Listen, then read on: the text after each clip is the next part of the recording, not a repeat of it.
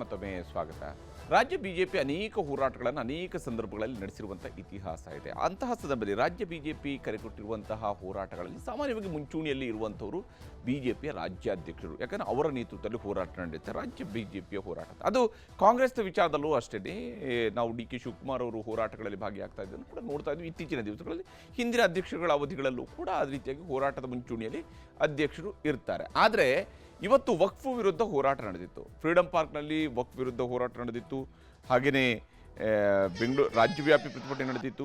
ವಿಶೇಷವಾಗಿ ವಿಜಯಪುರದಲ್ಲೂ ಕೂಡ ಹೋರಾಟ ನಡೆದಿತ್ತು. ಯಾಕಂದರೆ ವಿಜಯಪುರದಲ್ಲೇ ಈ ವಕ್ಫ್ ವಿರುದ್ಧದ ಒಂದು ಆಕ್ರೋಶ ಮೊದಲ ಬಾರಿಗೆ ಮೊಳಗಿದ್ದು, ಅದಾದ ನಂತರ ಅಲ್ಲಿ ಅಹೋರಾತ್ರಿ ಧರಣಿ ನಡೆದಂಥದ್ದು ಕೂಡ ಅದೇ ವಿಜಯಪುರದಲ್ಲಿ. ಆದರೆ ಬೆಂಗಳೂರಿನಲ್ಲಿ ಹೋರಾಟವನ್ನು ನಡೆಸ್ತಾ ಇದ್ದಂಥವರ ಮುಂಚೂಣಿಯಲ್ಲಿದ್ದಂಥದ್ದು ಆರ್ ಅಶೋಕ್ ಹಾಗೂ ಶೋಭಾ ಕರಂದ್ಲಾಜೆ ಅವರು ಕಾಣ್ತಾ ಇದ್ದರೆ, ವಿಜಯಪುರದಲ್ಲಿ ಯತ್ನಾಳ್ ಅವರು ಇವತ್ತಿನ ಹೋರಾಟದಲ್ಲಿ ಯತ್ನಾಳ್ರು ಕಾಣ್ತಾ ಇರಲಿಲ್ಲ. ಹೋರಾಟದಿಂದ ರೆಬೆಲ್ಸ್ ದೂರ ಉಳಿದಿದ್ರು. ವಕ್ಫ್ ಹೋರಾಟಕ್ಕೆ ಸಾರಥಿಯೂ ಕೂಡ ಇರಲಿಲ್ಲ. ಯಾಕಂದರೆ ವಿಜೇಂದ್ರ ಅವರು ನವದೆಹಲಿಯಲ್ಲಿ ಬೀಡು ಬಿಟ್ಟಿದ್ರು. ಇದು ಸದ್ಯಕ್ಕೆ ರಾಜ್ಯ ಬಿಜೆಪಿಯ ಪರಿಸ್ಥಿತಿ ಹೇಗಿದೆ ಅನ್ನುವಂಥದ್ದಕ್ಕೆ ಉದಾಹರಣೆಯಾಗಿ ನಮ್ಮ ಕಣ್ಣ ಮುಂದೆ ಇರುವಂಥದ್ದು. ಇನ್ನು ಇಲ್ಲಿ ಕೆಲವು ಅಂಶವನ್ನು ನಾವು ನೋಡಬೇಕಾಗಿರುತ್ತೆ. ಯಾಕಂದರೆ ಇಲ್ಲಿ ಯಾರು ನಾಯಕ ಅನ್ನುವಂಥ ಪ್ರಶ್ನೆ ಯಾಕೆ ಮೂಡ್ತಿದೆ ಅಂತ ಹೇಳಿದರೆ, ಇಲ್ಲಿ ಬಿರುಕನ್ನು ಬಿಚ್ಚಿಟ್ಟಿದೆ ವಕ್ಫ್. ಇವರು ಸರ್ಕಾರವನ್ನು ಇಕ್ಕಟ್ಟಿಗೆ ಸಿಲುಕಿಸೋ ಬದಲು ತಾವೇ ಏನು ಅನ್ನೋದನ್ನು ಎಕ್ಸ್ಪೋಸ್ ಮಾಡಿಕೊಂಡು ಕೂತಿದ್ದಾರೆ. ಒಂದು ಕಡೆ ಹೋರಾಟ, ಇನ್ನೊಂದು ಕಡೆಯಲ್ಲಿ ಮಹಾಮೌನ ಇದೆ, ಅಥವಾ ಕೊತ ಕುದೀತಾ ಇರುವಂಥದ್ದು ಕೂಡ ಗೋಚರಿಸ್ತಾ ಇದೆ. ಬೇರೆ ಬೇರೆ ಕಾರಣಗಳಿಗಾಗಿ ಮೂಡಾ ವಾಲ್ಮೀಕಿ ಮಾದರಿಯ ಹೋರಾಟ ಆದರೂ ಕೂಡ ಬಿರುಕು ಬಿಟ್ಟಿರುವಂಥದ್ದು ಸ್ಪಷ್ಟವಾಗಿ ಗೋಚರಿಸ್ತಾ ಇದೆ.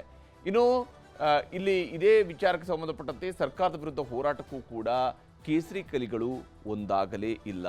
ಅವರು ದೂರ ಇದ್ದಾರೆ. ನಾನೊಂದು ತೀರ ನೀನೊಂದು ತೀರ ಅನ್ನುವಂಥ ರೀತಿಯಲ್ಲಿ ಇದ್ದಾರೆ. ಒಬ್ಬರ ಮುಖವನ್ನು ಕಂಡ್ರೆ ಇನ್ನೊಬ್ಬರಿಗೆ ಆಗ್ತಾ ಇಲ್ಲ. ಒಂದು ವೇದಿಕೆಯಲ್ಲಿ ಇಬ್ಬರು ಕೂರ್ತಾ ಇಲ್ಲ. ಹೋರಾಟ ಪ್ರತಿಭಟನೆ ಬಿಟ್ಟು ದೆಹಲಿಯಲ್ಲೇ ಉಳಿದಿದ್ದಾರೆ. BY ವಿಜೇಂದ್ರ ಅವರು ದೆಹಲಿಗೆ ಹೋಗಿ ಅಲ್ಲಿ ಕುಳಿತಿದ್ದಾರೆ. ಅವರು ದೆಹಲಿಗೆ ಹೋಗಿರೋದರ ಉದ್ದೇಶ ಯತ್ನಾಳ್ ವಿರುದ್ಧ ದೂರು ಕೊಡೋದಕ್ಕಾಗಿ ದೆಹಲಿಗೆ ಹೋಗಿದ್ದಾರೆ. ಫ್ರೀಡಂ ಪಾರ್ಕ್ನ ಹೋರಾಟದಲ್ಲಿ ಅವರು ಭಾಗಿಯಾಗ್ತಾರೆ ಅನ್ನೋಂಥ ನಿರೀಕ್ಷೆ ಇತ್ತು. ಆದರೆ ಅವರು ಅಲ್ಲಿ ಕಾಣಿಸ್ಕೊಳ್ಳಿಲ್ಲ. ಯತ್ನಾಳ್ ವಿರುದ್ಧವೇ ದೂರು ಕೊಡೋದಕ್ಕಾಗಿ ದೆಹಲಿಗೆ ಹೋಗಿದ್ರು BY ವಿಜೇಂದ್ರ ಅನ್ನುವಂಥದ್ದು. ಅಂದರೆ ಅವರ ಪ್ರಯಾರಿಟಿ ಇವತ್ತು ಇದ್ದಂಥದ್ದು ಇಲ್ಲಿ ಈ ಹೋರಾಟವನ್ನು ಮಾಡಬೇಕು. ವಿಜಯಪುರದಲ್ಲೂ ಕೂಡ ಹೋರಾಟ ಇತ್ತು. ಆದರೆ ಅಲ್ಲೇ ಇದ್ದರೂ ಕೂಡ ಯತ್ನಾಳ್ರು ಅಲ್ಲಿಗೆ ಬಂದಿರಲಿಲ್ಲ. ಅವರು ವಿಜಯಪುರದಲ್ಲೇ ಇದ್ದರು. ವಿಜಯಪುರದಲ್ಲಿ ಹೋರಾಟ ಇತ್ತು BJPದು.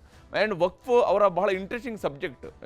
ವಕ್ಫ್ ವಿಚಾರ ಇದೆಯಲ್ಲ, ಅದು ಬಹಳ ಮುಖ್ಯವಾಗಿರ್ತಕ್ಕಂಥ ವಿಚಾರ ಯತ್ನಾಳ್ರ ಪಾಲಿಗೆ. ಅದೇ ವಿಚಾರದಲ್ಲಿ ಅವರು ಅಹೋರಾತ್ರಿ ಧರಣಿಯನ್ನು ಮಾಡಿದ್ದಾರೆ. ಅದೇ ವಿಚಾರದಲ್ಲಿ ಅವರು ಮಾತೆತ್ತಿರೆ ಹಿಂದೂಗಳನ್ನು ಟಾರ್ಗೆಟ್ ಮಾಡ್ತಿದ್ದಾರೆ. ಹಿಂದೂಗಳ ಜಮೀನನ್ನು ಕಸಿಕೊಳ್ತಿದೆ ಸರ್ಕಾರ, ಹಿಂದೂಗಳ ಜಮೀನನ್ನು ಮುಸಲ್ಮಾನರಿಗೆ ಹೊರಟಿದೆ ಅಥವಾ ವಕ್ಫ್ಗೆ ಕೊಡೋದಕ್ಕೆ ಹೊರಟಿದೆ ಅನ್ನೋಂಥದ್ರಲ್ಲೆಲ್ಲ ಹೇಳ್ತಿರ್ತಾರೆ ಯತ್ನಾಳ್ರು. ಆದರೆ ಅವರು ಕೂಡ ಅಲ್ಲಿಗೆ ಬರಲಿಲ್ಲ. ಇವೊಂದು ಅದು BJPಯವರದ್ದೇ ಹೋರಾಟ ಆಗಿದ್ರು ಕೂಡ. ಪ್ರತ್ಯೇಕ ಜಾಥಾಗೆ ಮುಂದಾಗಿದ್ದಾರೆ ಯತ್ನಾಳ್. ಹಾಗಾಗಿ ಅವರು ಪ್ರತಿಭಟನೆಯಿಂದ ದೂರ ಉಳಿದಿದ್ದಾರೆ. ಯಾಕಂದರೆ ಅವರದ್ದು ಕೂಡ ವಕ್ಫ್ ಹೋರಾಟ ಷರತ್ತುಗಳು ಅನ್ವಯ, ನಮ್ಮ ನೇತೃತ್ವದಲ್ಲಿ ಮಾತ್ರ ಅಂತ ಈ ರೀತಿಯಾಗಿ ಅವರದ್ದು ಒಂದು ಹೋರಾಟ ನಡೀತಾ ಇದೆ. ಹೀಗಾಗಿ ಅವರಿಗೆ ಹೋರಾಟ ಬೇಕು, ವಕ್ಫ್ ವಿರುದ್ಧದ ಹೋರಾಟ ಆಗಲೇಬೇಕು, ಸರ್ಕಾರವನ್ನು ಇಕ್ಕಟ್ಟಿಗೆ ಸಿಲುಕಿಸಲೇಬೇಕು. ಎಲ್ಲವೂ ಹೌದು ಅವರ ಪ್ರಕಾರ. ಆದರೆ ನಾಯಕತ್ವ ವಿಜೇಂದ್ರದ್ದಲ್ಲ, ತನ್ನದು ಅಂತೇಳಿ ಪ್ರತ್ಯೇಕ ಜಾಥಾಗೆ ಮುಂದಾಗಿದ್ದಾರೆ. ಹಾಗಾಗಿ ಯತ್ನಾಳ್ರಂತೆಯೇ ಉಳಿದ ರೆಬೆಲ್ ನಾಯಕರುಗಳು ಕೂಡ ದೂರ ಉಳಿದಿದ್ದಾರೆ. ಅವರವರ ಪಾಡಿಗೆ ದೂರ ಉಳಿದಿದ್ದಾರೆ. ಯಾರೂ ಕೂಡ ಇವತ್ತು BJP ಕರೆ ಕೊಟ್ಟಿರುವಂಥ ಈ ಹೋರಾಟದ ಭಾಗವಾಗೋದಕ್ಕೆ ಬಯಸಿರಲಿಲ್ಲ. ಹೀಗಾಗಿ ಯಾರೂ ಬಂದಿರಲಿಲ್ಲ. BJPಯವರು ಹೋರಾಟವನ್ನು ನಡೆಸಿದ್ದಾರೆ. ಇಂದು ನಾಳೆ ಅಧಿಕೃತ BJPಯ ಹೋರಾಟ ನಡೆದರೆ ನಾಡಿದ್ದ ರೆಬೆಲ್ಸ್ ಆಟ ಶುರುವಾಗೋದಿದೆ. 25ನೇ ತಾರೀಕಿಂದ ಅವರು ಮುಹೂರ್ತ ನಿಗದಿ ಮಾಡ್ಕೊಂಡಿದ್ದಾರೆ. ಬೀದರ್ನಿಂದ ಹೊರಡ್ತಾರೆ. ಬೀದರ್, ಕಲಬುರಗಿ, ವಿಜಯಪುರ, ಬಾಗಲಕೋಟೆ, ಹುಬ್ಬಳ್ಳಿ, ಧಾರವಾಡ, ಬೆಳಗಾವಿ, ಹೀಗೆ ಇವರು ಮೊದಲಿಗೆ ಕರ್ನಾಟಕದ ಉತ್ತರ ಭಾಗದಲ್ಲಿ ಸಂಚರಿಸ್ತಾರೆ. ಅಲ್ಲಿ ಎಲ್ಲೆಲ್ಲಿ ವಕ್ಫ್ ಭೂಮಿಗೆ ಏನೇನು ಅನ್ಯಾಯ ಆಗಿದೆ ಅನ್ನುವಂಥದ್ರ ವಿಚಾರವನ್ನು ತಿಳ್ಕೊಳ್ತಾರೆ. ಅದಾದ ನಂತರ ಒಟ್ಟು ಯಾತ್ರೆ ಬೀದರ್ನಿಂದ ಚಾಮರಾಜನಗರದವರೆಗೂ ಕೂಡ ಇಡೀ ರಾಜ್ಯವ್ಯಾಪಿ ನಡೆಯುವಂತಹ ಹೋರಾಟ, ಬೀದರ್ನಿಂದ ಚಾಮರಾಜನಗರದವರೆಗೆ ಅನ್ನುವಂತಹ ಒಂದು ಹೋರಾಟವನ್ನು ಅವರು ಕೈಗೆತ್ತಿಕೊಂಡಿದ್ದಾರೆ. ಆ ಮೂಲಕವಾಗಿ ನಮ್ಮ ಭೂಮಿ ನಮ್ಮ ಹಕ್ಕು ಅನ್ನೋ ರೀತಿಯಲ್ಲಿ ವಿಜೇಂದ್ರ ಅವರ ನೇತೃತ್ವದಲ್ಲಿ ಹೊರಟಿದ್ರೆ, ಇವರು ಕೂಡ ವಕ್ಫ್ ವಿರುದ್ಧದ ಜನಜಾಗೃತಿಯನ್ನು ಮಾಡೋದಕ್ಕೆ ತಮ್ಮ ಜಾಥಾವನ್ನು ಮಾಡ್ತಾ ಇದ್ದಾರೆ. ಇದೇ ಇವಾಗ ಯಾರು ನಾಯಕ ಅನ್ನುವಂಥದ್ದನ್ನು ಹುಟ್ಟು ಹಾಕಿರುವಂಥದ್ದು. ಯಾಕೆಂದರೆ ಇಬ್ಬರೂ ಕೂಡ ತಮ್ಮ ನಾಯಕತ್ವವನ್ನು ಪ್ರತಿಷ್ಠೆಯ ಪಣಕ್ಕೆ ಇಟ್ಟಿದ್ದಾರೆ. ವಿಜೇಂದ್ರ ಅವರು ಟೀಮ್ಗಳನ್ನು ಅನೌನ್ಸ್ ಮಾಡಿರೋದು ಯತ್ನಾಳ್ ಬಣ ನಾವು ಯಾತ್ರೆನ ಮಾಡ್ತೀವಿ ಅಂತ ಘೋಷಿಸಿದ ನಂತರ. ಹೀಗಾಗಿ ಇಲ್ಲಿ ಮೊದಲು ಯಾತ್ರೆಯನ್ನು ಘೋಷಣೆ ಮಾಡಿದಂಥದ್ದು ಯತ್ನಾಳ್ರು ಅಥವಾ ಯತ್ನಾಳ್ರ ಟೀಮು, ಅದು ಸ್ಪಷ್ಟ ಇದೆ.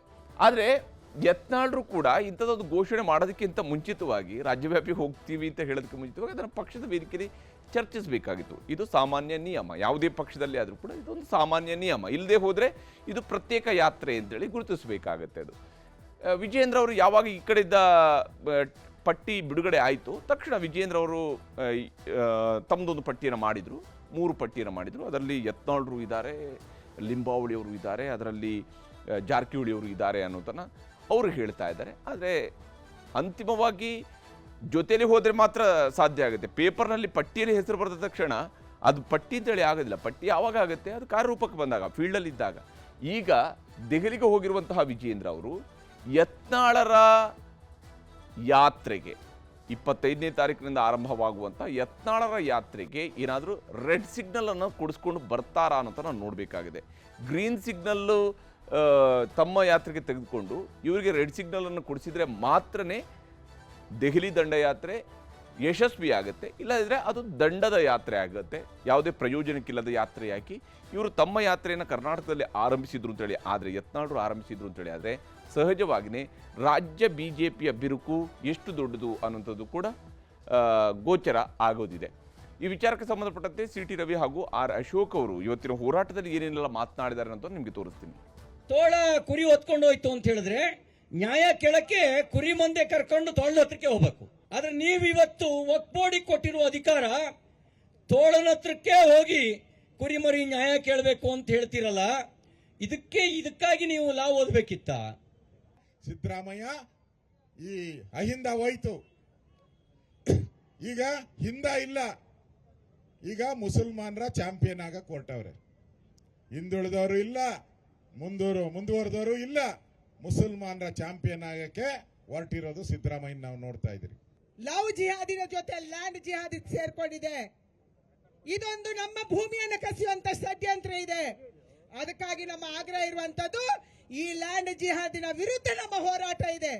ಲ್ಯಾಂಡ್ ಟೆರರಿಸಂನ ವಿರುದ್ಧ ನಮ್ಮ ಹೋರಾಟ ಇದೆ. ಈ ಮಾನಸಿಕತೆಯ ವಿರುದ್ಧ ನಮ್ಮ ಹೋರಾಟ ಇದೆ. ಅವ್ನು 100 ವರ್ಷದವ್ರು ವಂಶವೃಕ್ಷ ತೆಗಿಯ ಕೇಳ್ರಿ. ಅವ್ರ ಮುತ್ತಾತ ಹೆಸರು ಚಂದ್ರಶೇಖರ ಮುನಿಯಪ್ಪನ ಮುನುಸ್ವಾಮಿನ ಇರ್ತಾನೆ. ಜಮೀಲ್ ಅವ್ರ ಮುತ್ತಾತನ ಹೆಸರು ಇಲ್ಲ ತೆಗೆದು ನೋಡ್ರಿ. 100% ಅವ್ರೇನು ಬೇರೆ ದೇಶದಿಂದ ಬಂದಿರತಕ್ಕಂತ ತುಂಡಲ್ಲ ಅವರೆಲ್ಲ ಕೂಡ. ಹೀಗೆ ಅವರ ತಾತ ಮುತ್ತಾತನ ಮುತ್ತಾತ ಇದಕ್ಕೆಲ್ಲ ಹುಡ್ಕೊಂಡು ಹೋಗುವಂಥದ್ದು ಒಂದು ಕೆಲಸ ನಡೀತಾ ಇರುತ್ತೆ. ಇಲ್ಲಿ ಒಂದು ಇಂಟ್ರೆಸ್ಟಿಂಗ್ ಅಂಶವನ್ನು ನಾವು ಗಮನಿಸಬೇಕು. ಯತ್ನಾಳರು ಒಂದು ಮಾತನ್ನು ಮೊನ್ನೆ ಹೇಳಿದರು, ತಮ್ಮ ಪ್ರತ್ಯೇಕ ಯಾತ್ರೆಗೆ ಹೈಕಮಾಂಡ್ನ ಪರ್ಮಿಷನ್ ಇದೆ. ಯಾಕೆ ಹೈಕಮಾಂಡ್ನ ಪರ್ಮಿಷನ್ ಇದೆ ಅಂತ ಹೇಳಿದ್ರೆ, ನಾನು ಅಹೋರಾತ್ರಿ ಹೋರಾಟ ಮಾಡಿದಾಗ ಶೋಭಾ ಕರಂದ್ಲಾಜೆ ಅವರು ಕೂಡ ಜೊತೆಯಲ್ಲೇ ಇದ್ದರು, ಅವರು ಕೂಡ ಪ್ರತಿಭಟನೆಯಲ್ಲಿ 5 ದಿವಸ ಭಾಗಿಯಾಗಿದ್ದರು. ಅದುವೇ ಶೋಭಾ ಕರಂದ್ಲಾಜೆ ಅವರು ಭಾಗಿಯಾಗಿರುವಂಥದ್ದೇ ಹೈಕಮಾಂಡ್ನ ಒಪ್ಪಿಗೆ ನಮ್ಮ ಹೋರಾಟಕ್ಕೆ ಇದೆ ಅನ್ನುವಂಥ ಸಂಕೇತ ಅನ್ನುವ ಮಾತನ್ನು ಯತ್ನಾಳರು ಹೇಳಿದರು. ಹಾಗಾದರೆ ಯತ್ನಾಳರದ್ದೇ ಲಾಜಿಕ್ಕನ್ನು ನಾವು ಬಳಕೆ ಮಾಡ್ಕೊಳ್ಳೋದಿದ್ರೆ, ಶೋಭಾ ಕರಂದ್ಲಾಜೆ ಅವರು ಇವತ್ತು ರಾಜ್ಯ ಬಿಜೆಪಿ ಕರೆ ಕೊಟ್ಟಿದ್ದಂತಹ ಹೋರಾಟದಲ್ಲೂ ಕೂಡ ಭಾಗಿಯಾಗಿದ್ರು. ಹಾಗಾಗಿ ಅದು ಈಗ ಬಿಜೆಪಿಯವರು ಕೈಗೆತ್ತಿಕೊಳ್ಬೇಕಾಗಿರುವಂತಹ ಹೋರಾಟ ಅಂತ ದೆಹಲಿ ನಾಯಕರು ಸಂದೇಶ ಕಳಿಸಿದ್ರ, ಅಥವಾ ಕೇವಲ ಯತ್ನಾಳರಿಗೆ ಸೀಮಿತವಾಗಿ ಅವರಿಗೆ ಅನ್ವಯ ಆಗುವಂತಹ ರೀತಿಯಲ್ಲಿ ಮಾತ್ರ ಇದನ್ನು ನೋಡಬೇಕಾ ಅನ್ನೋಂಥ ಪ್ರಶ್ನೆ ಇದೆ. ಆದರೆ ಇಡೀ ಹೋರಾಟದಲ್ಲಿ ಅಥವಾ ಶೋಭಾ ಕರಂದ್ಲಾಜೆಯವರು ಫ್ರೀಡಂ ಪಾರ್ಕ್ನಲ್ಲಿ ನಡೆದಿರುವಂತಹ ಈ ಹೋರಾಟದಲ್ಲಿ ಭಾಗಿಯಾಗಿದ್ದಾರೆ ಅನ್ನೋ ಕಾರಣಕ್ಕಾಗಿ ಬಿಜೆಪಿ ರಾಜ್ಯಾಧ್ಯಕ್ಷರು ಈ ಹೋರಾಟದಿಂದ ದೂರ ಉಳಿದ್ರ, ಈ ಅನುಮಾನವೂ ಕೂಡ ಬರುತ್ತೆ. ಹೀಗೆ ಒಂದು ಹೋರಾಟ ಪಕ್ಷದ ಸಂಘಟನೆಯನ್ನು ತೋರಿಸಬೇಕು, ಒಗ್ಗಟ್ಟನ್ನು ಪ್ರದರ್ಶಿಸಬೇಕಾಗತ್ತೆ. ಇಲ್ಲದೆ ಹೋದಾಗ ಅದರಿಂದ ಉದ್ದೇಶ ಏನು, ಸರ್ಕಾರವನ್ನು ಇಕ್ಕಟ್ಟಿ ಸಿಲುಕಿಸುವುದರ ಬದಲಿಗೆ ತಮ್ಮ ಬಿಕ್ಕಟ್ಟನ್ನು ಬಹಿರಂಗಪಡಿಸದಂತೆ ಆಗತ್ತೆ. ಆ ಸ್ಥಿತಿಯಲ್ಲಿ ಸದ್ಯ ರಾಜ್ಯ ಬಿಜೆಪಿ ಇರುವಂಥದ್ದು ಸ್ಪಷ್ಟವಾಗಿ ಗೋಚರಿಸ್ತಾ ಇರುವಂಥದ್ದು.